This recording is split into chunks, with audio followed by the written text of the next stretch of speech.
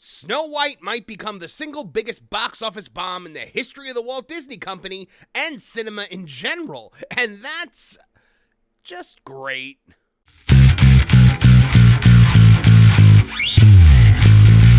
Hello, I'm Marvin, and I'm the Movie Monster. Snow White was the movie that started everything for the Walt Disney Company. It was the first animated feature film, and it changed the face of cinema. It was a creative masterpiece, and while it wasn't the birth of the Walt Disney Company itself, it propelled it into a new stratosphere. Without Snow White and the Seven Dwarfs, we don't get The Little Mermaid, Aladdin, The Lion King, Peter Pan, and so on and so forth. We also don't get Shrek, Kung Fu Panda, The Secret Lives of Pets, and other animated cinematic films from other studios. Simply put, it's the single most important movie in the history of animation, and it goes down in history as one of the most important movies of all time. So it's somewhat ironic that this same story is now going to utterly tank the Disney Company. There's a kind of poetic justice to it, don't you think? Back when Disney was a creative juggernaut powered by the dreams and imagination of a genius who saw what could be instead of what was, Snow White propelled the studio to new heights. But here in the era of Bob Iger's Disney, a company devoid of any creative power that relies solely on agenda and identity politics to make its points, it seems like Snow White is going to be a major financial bomb, perhaps the biggest bomb in the history of cinema. Once more, Snow White is going to make history, but in a much different way this time. So, why is that?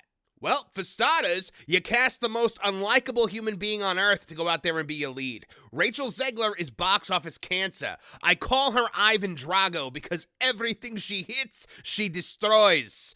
She started out a promotion for this film by attacking the beloved 1930s original, calling it old-fashioned and creepy. Weird.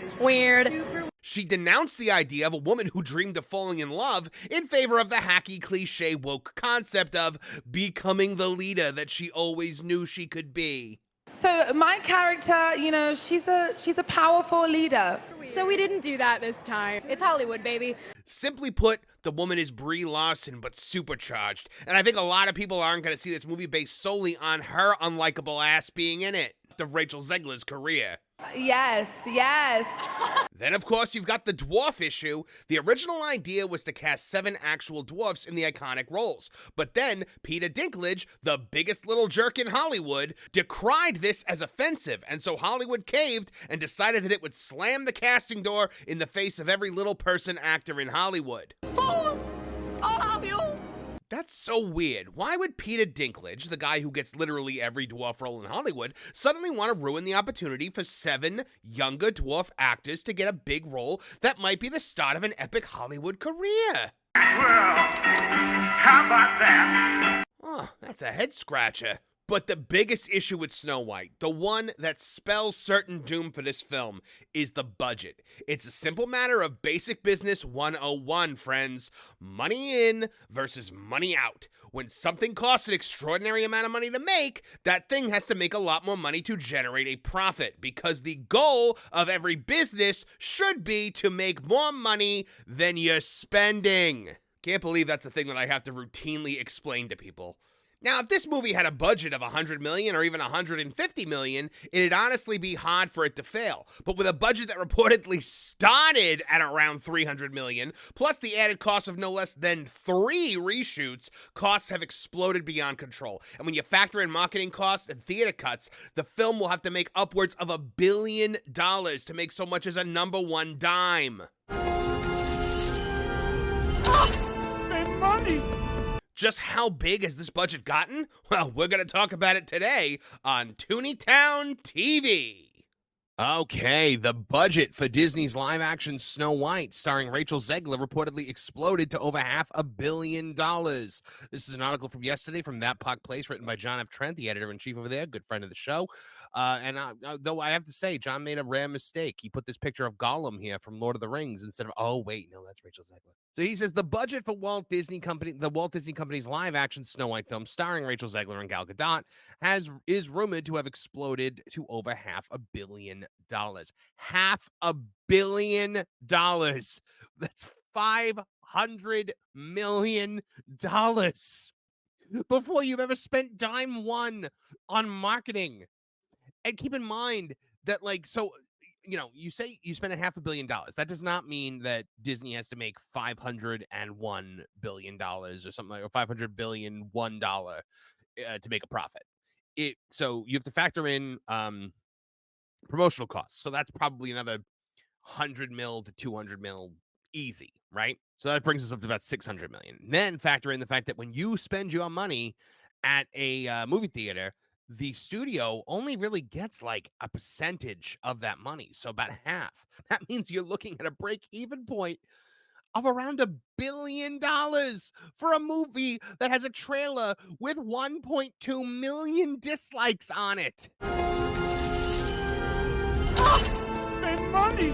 This is gonna be epic, guys. It is good. Look at this ridiculous poster. I'm sure she thinks that bird landing on her has stolen her agency or something like that. And of course, by the way, it's Snow White, not Snow White and the Seven Dwarves, because God forbid. So John says, in a recent video upload of which this author appeared, WDW Pro shared, I am told there have been 3 reshoots of this film, and that Disney is now still working to fix the thing. He added, and in particular, there are 2 areas that Disney is working to resolve before its release in March, which is just a few months away. From there, Pro shared 2 of the major problems that Disney is attempting to fix. First, he noted that the dwarfs have been roundly mocked, and they have been mocked at the level of the original Sonic the Hedgehog model in that film. Of course, Sega and Paramount went back to work and redid the entire model, redid the entire film to make the character look like it does in the video games. Which is with this one, they're not going to have that much time to do everything that needs to be done, and they have 7 models that need to be adjusted. Yeah, if you guys remember, that took over like 6 months when they went back, and I remember Sonic was supposed to come out like early in the year, and it came out late in the year because they took the fan feedback and were like, "Hey, we hear you. We're gonna go back and we're gonna rework this." And now Sonic is one of the biggest kids properties on the planet. So go figure. And the other thing is apparently they're going to try to adjust the color palette. Well, thank God. The atmospherics of the movie to make it brighter and more lighthearted and make it more child friendly. It was deemed a little too dark. Yeah, I saw the trailer. It looked like a Zack Snyder movie, which is maybe the worst, most vile curse that I could possibly give to a feature film. That it looks like something that came out of the mind of that putrid, disgusting hack. And it did. It did not look like a movie that you should bring a kid to. Look at how dreary and drab this is. Just the color is just sapped out of it. Where's the vibrancy? The original Snow White cartoon was absolutely vibrant. It popped off the screen. The women in the Ink and Paint Club were actually using their real makeup on the cells. Like they were actually, the reason her cheeks are so rosy like that, they used actual blush, their own blush that they would take out of their purse, and they would paint the blush onto the character of Snow White. Pro then declared the big story about all of this is that Disney apparently is trying to get this movie ready to go on the cheap. And the reason that it might be done on the cheap is because they've already done 3 reshoots.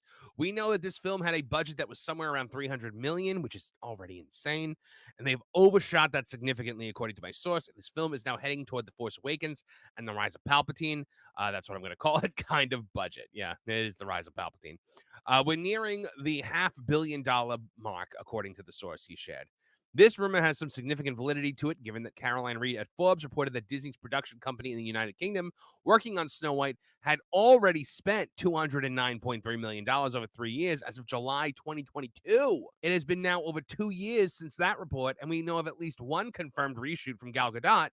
She posted a photo of an actor's chair on her Instagram stories in June 2024, writing, "Feels good to be back." Not only did the film undergo at least one confirmed reshoot, but as Pro noted, the film appeared to radically change how it was going to depict the 7 dwarves based on set photos leaked by the Daily Mail. It appeared that the company was completely doing away with them. However, following significant pushback, Disney released a photo depicting the dwarves as CGI monstrosities. I'm going to take my own editorial liberties there with the word creations that John used.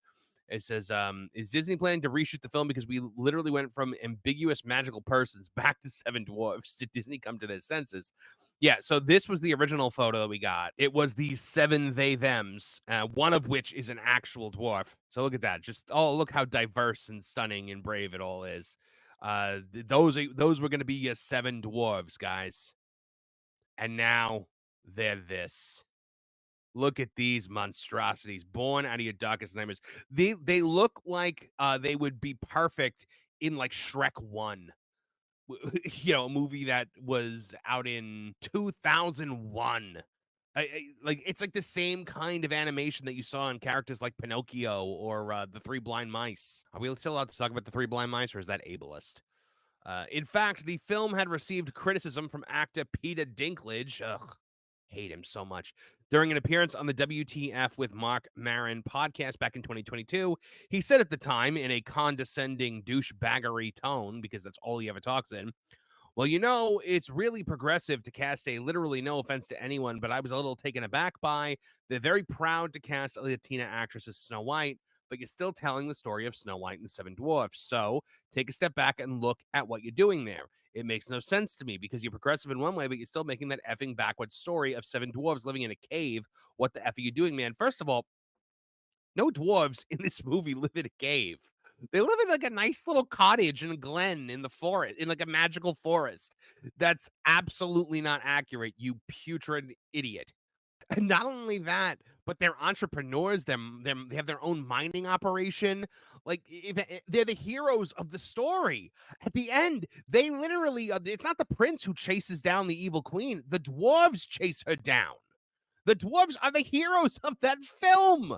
And you just snatched this away from seven aspiring dwarf actors. I wonder why. Is it because you get all of the roles assigned to dwarf actors in Hollywood, Peter? Is that it? Are you kicking the stepladder down behind you now that you've made it into the elite? You guys should go back and check. I'll put it in the I'll put up a card for it, and I'll try to put it in the description. But I interviewed the WWE's Hornswoggle a while back, and he talked about this very thing because he went on Piers Morgan and on Tucker Carlson to talk about it as well, about just how they were absolutely decimating the careers of the dwarf actor community. He spoke very candidly about it. I mean, I believe he called Peter Dinklage a name that, you know. So he goes, "Have I done nothing to advance the cause from my soapbox?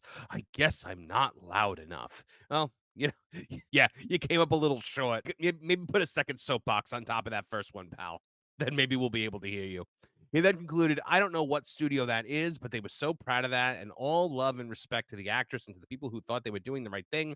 But I'm just like, what are you doing?" Later in the podcast, he added, "If you tell the story of Snow White and its most effed up, cool, progressive spin on it, let's do it all in, but I just don't know." Look, he looks like if you made a wrestling buddy out of a Hollywood douchebag. In response to those comments, a spokesman for the Walt Disney Company told The Hollywood Reporter to avoid reinforcing stereotypes from the original animated film, we are taking a different approach with these seven characters and have been consulting with members of the dwarfism community.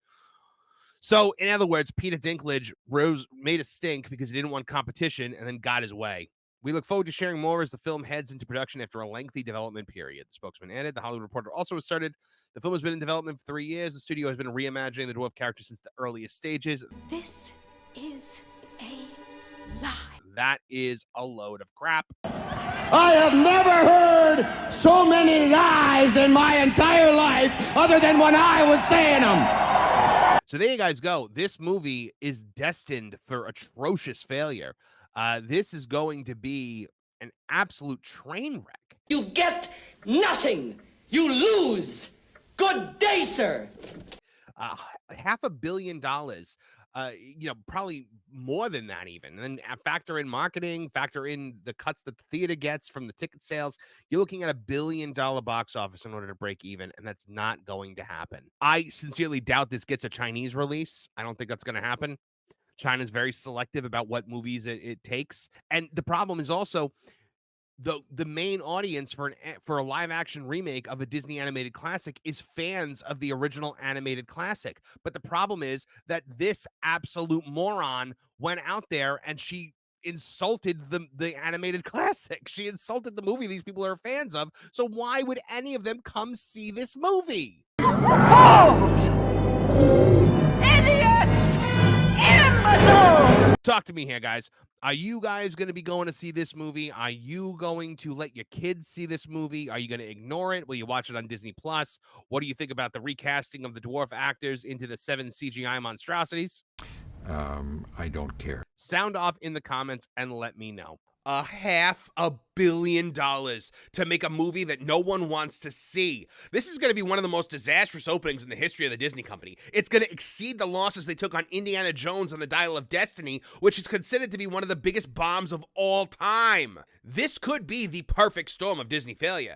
Every decision made regarding this film has been a gross misstep, from deciding to race swap the main character, to casting a box office abomination feminist weirdo as said main character, to chopping out roles for a grossly underrepresented minority while telling them that it's for their own good, to then trying to fix all these mistakes with a series of costly reshoots. It's a scheme that failed on such an epic level, one would think it was designed by Dr. Doofenshmirtz or Flint Hot Glomgold. I defeated Scrooge McDuck!